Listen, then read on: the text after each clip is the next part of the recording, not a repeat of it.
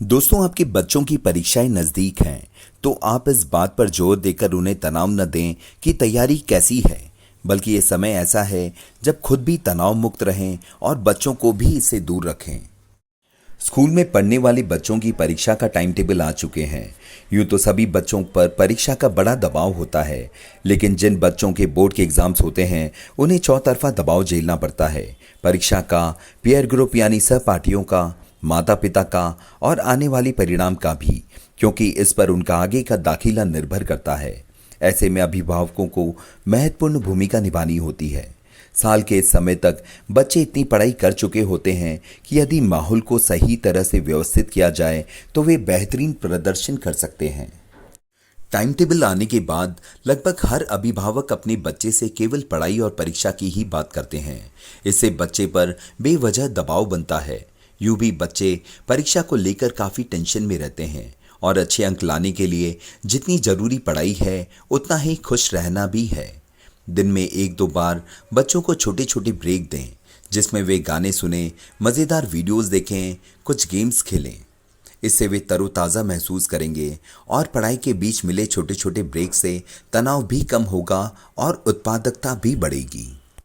दोस्तों, इसके लिए सबसे पहले अभिभावक को खुद को तनाव मुक्त करना होगा, क्योंकि कई बार अनजाने में ही वे अपना तनाव बच्चों पर डाल देते हैं।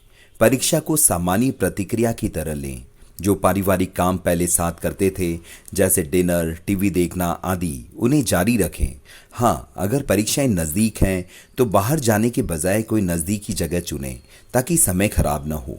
बच्चों से पूछें कि वे आपसे क्या मदद चाहते हैं और उनके हिसाब से उनकी मदद करें। व्यवहारिक सुझाव दें। उन्हें बताएं कि परीक्षा के अंक ही उनके भविष्य को निर्धारित नहीं करते। कहें कि तुम सबसे अच्छा कर सकते हो, जो भी परिणाम आएगा उसे हम पूरे दिल से स्वीकारेंगे। दोस्तों, कई बार देखा गया है बच्चों में तनाव अधिक हो जाता है, तो इससे निपटने के लिए इमेजिनरी तकनीक काम आ सकती है।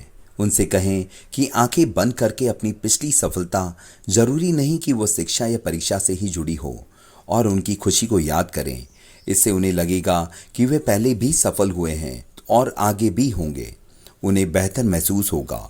परीक्षा की तैयारी के बीच उनकी दिनचर्या को विश्राम के पल, जैसे गहरी गहरी सांस लेना, सैर करना, मेडिटेशन करना, स्केचिंग करना, संगीत सुनना, टहलना आदि, इससे वे राहत महसूस करेंगे। साथ ही उन्हें वर्तमान में ध्यान केंद्रित करने का कहें।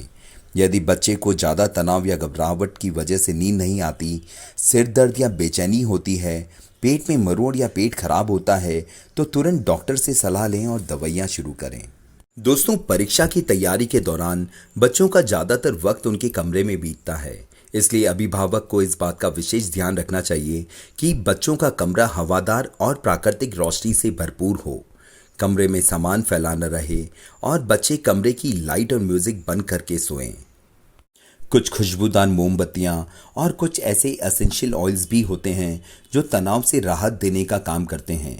बच्चों का तनाव कम रखने के लिए आप इनका इस्तेमाल कर सकते हैं। चलिए दोस्तों, बात करते हैं कुछ खास तरह की टिप्स के बारे में जो एग्जाम के टाइम बच्चों का मनोबल तो बढ़ाएंगी ही, साथ में उन्हें तनाव मुक्त भी रखेंगी। टाइम टेबल लेकर बच्चे के साथ बैठें और तय करें कि उसे पूरा कोर्स कब तक खत्म कर लेना है और कब तक रिवीजन शुरू करना है। हर विषय का पाठ्यक्रम पढ़ने के साथ साथ पिछले वर्षों के पेपर देखते चलें, तो बच्चों को अंदाज हो जाएगा किस तरह के सवाल पूछे जाते हैं। हर विषय की पढ़ाई खत्म होने के बाद बच्चे को पुराने पेपर हल करने को दें। इसमें दिए गए समय में पेपर पूरा करने की आदत बनेगी। कोरोना काल में बच्चों को लिखने की आदत पर असर पड़ा है, अतः पेपर हल करने से उन्हें लिखने का भी अभ्यास हो जाएगा। दोस्तों, ये छोटी छोटी बातें हमारे जीवन में एक बड़ा बदलाव ला सकती हैं। उम्मीद है दोस्तों आपको ये जानकारी पसंद आई होगी। आपका दोस्त अमित आपसे फिर मिलेगा कुछ नई जानकारी के साथ। तब तक अपना ध्यान रखिएगा and please please please subscribe the channel. Thank you.